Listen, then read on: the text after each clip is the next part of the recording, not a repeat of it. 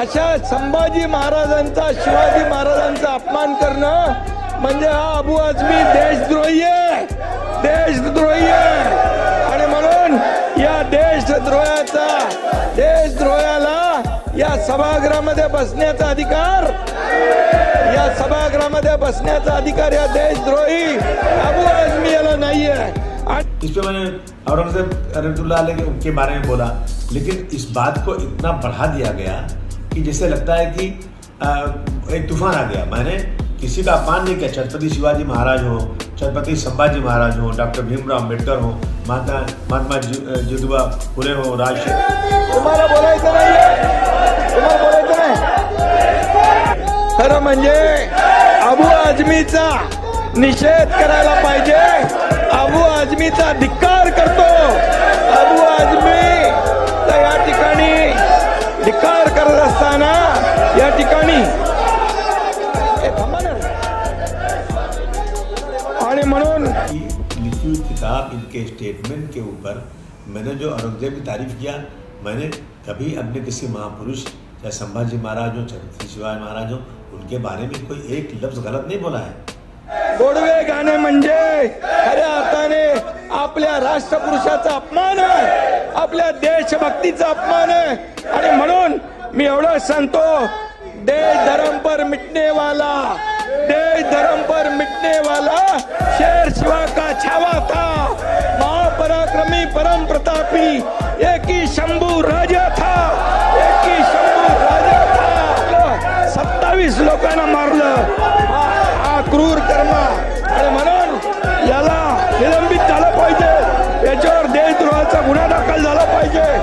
अबू आझमी निलंबित झाला पाहिजे आणि त्याच्यावर देशद्रोहाचा गुन्हा दाखल झाला पाहिजे. क्या आप नसों की तकलीफ से परेशान हैं, जैसे वेरिकोज वेन, डीवीटी, विनोग्राफी, गैंग्रीन या फिर कैंसर? भिवंडी के एकमात्र इंटरवेंशनल रेडियोलॉजिस्ट डॉक्टर गुलाम मारफानी से कंसल्ट कीजिए. आपकी हर तकलीफों का बेहतरीन इलाज होगा. डॉक्टर गुलाम मारफानी ने अपनी इस डिग्री में गोल्ड मेडल हासिल किया है और अब अपने शहर भिवंडी में प्रैक्टिस कर रहे हैं. साथ ही छाती या पेट से पानी निकालना, लिवर एब्सेस या फिर डायलिसिस के लिए परमानेंट कैथेटर डालना, ये सभी प्रोसीजर किए जाते हैं. Only at Mother Care hospital, above Nishan hotel, before Hafiji Baba दर.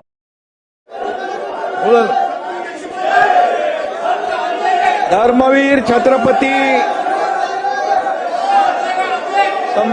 धर्मवीर संभाजी महाराज की, छत्रपती शिवाजी महाराज की जय भवानी. जोरात बोला. आणि सर्वप्रथम धर्मरक्षक स्वराज्य रक्षक छत्रपती संभाजी महाराजांच्या शौर्याला मी संधी मानाचा मुजरा करतो. आणि नंतर बोला माझे शिंदे साहेबांचं होऊ द्या, त्याच्यानंतर तुम्हाला संधी मिळेल. अध्यक्ष महोदय बोला. काल धर्मवीर मी बोलल्यानंतर बोला ना. तुम्ही बसल्याशिवाय कशी संधी मिळेल? मी बोललो, तुम्ही खाली बसा, तुम्हाला संधी मिळणार आहे. भास्कर जाधव, मी बोललो की तुम्ही बोला. जाधव साहेब, तुम्हाला संधी मिळणार आहे. हा देणार तुम्ही बसल्याशिवाय कशी मिळेल संधी? अरे सुनील, तुम्ही बसल्यानंतर मिळेल. आधी माननीय उपमुख्यमंत्री बोलताय, त्यांचं बोलणं झाल्यानंतर जाधव तुम्हाला संधी मिळेल. अध्यक्ष महाराज, काल धर्मवीर छत्रपती संभाजी महाराजांच्या मारेकराचं म्हणजे तुम्हाला बोलायचं नाही, तुम्हाला बोलायचं नाही. मी बोलल्यावर बोला ना. धर्मवीर संभाजी महाराजांच्या मारेकराचं म्हणजे औरंग्याचं गोडवे या ठिकाणी अबू आझमीने गायलं. खरं म्हणजे अबू आझमीचा निषेध करायला पाहिजे. अबू आझमीचा धिक्कार करतो.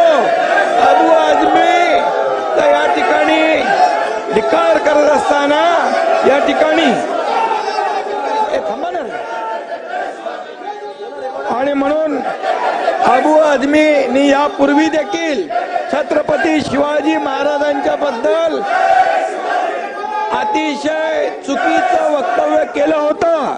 आणि म्हणून त्यावेळेस देखील हा वारंवार अबू आझमी छत्रपती शिवाजी महाराज आणि संभाजी महाराजांचा जाणीवपूर्वक अपमान करतो।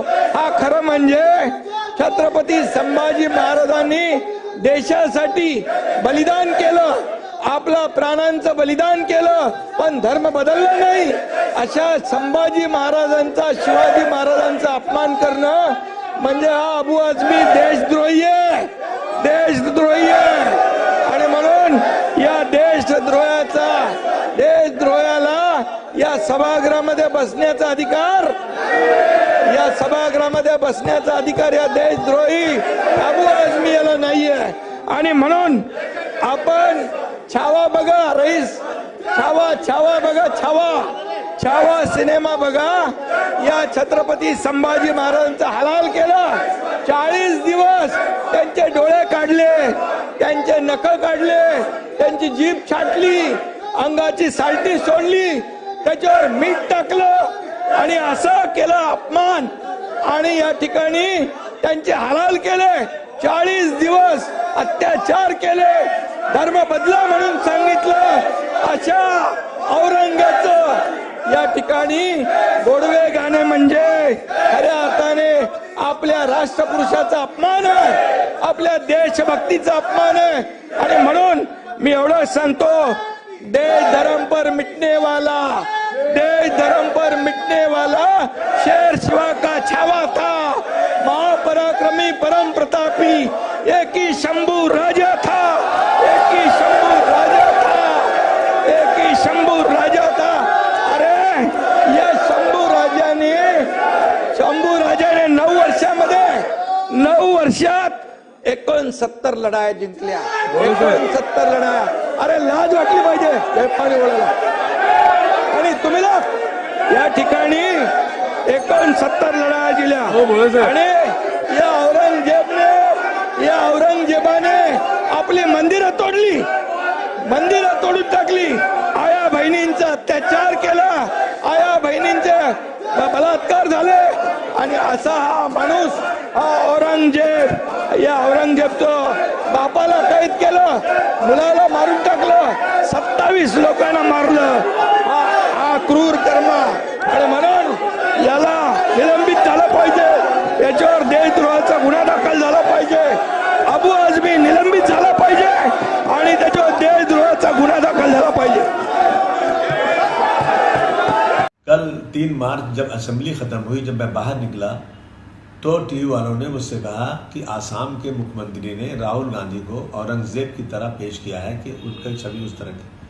देखिए, मैं जब उन्होंने औरंगजेब की बात किया तो मैंने पहले पढ़ा है कि सतीश चंद्र जी को, आदरी ट्रुस्के को, डॉक्टर राजीव दीक्षित, डॉक्टर राम पुनियानी, अवध ओझा, मीना भार्गवा, इनकी स्टेटमेंट में मैंने कुछ बोला है जो तारीफें की हैं उनकी, कि मंदिरों को उन्होंने पैसे दिए, उन्होंने क्या, इन सब लोगों के स्टेटमेंट में है। इस पर मैंने औरंगजेब रहमतुल्लाह अलैह के बारे में बोला, लेकिन इस बात को इतना बढ़ा दिया गया कि जैसे लगता है कि एक तूफान आ गया। मैंने किसी का अपमान नहीं किया, छत्रपति शिवाजी महाराज हो, छत्रपति संभाजी महाराज हो, डॉक्टर भीमराव अम्बेडकर हो, महात्मा ज्योतिबा फुले हो, राजश्री साहू महाराज हो, इन जैसे तमाम महान पुरुषों का हम आदर करते हैं और हमें आदर करना, पूरे देश को आदर करना चाहिए। हम आदर करते हैं, इन्होंने सारे समाज के लिए, सारे धर्म के लोगों को बराबर का दर्जा दिया था। मैंने इन हिस्टोरियन की लिखी हुई किताब, इनके स्टेटमेंट के ऊपर मैंने जो औरंगजेब की तारीफ किया,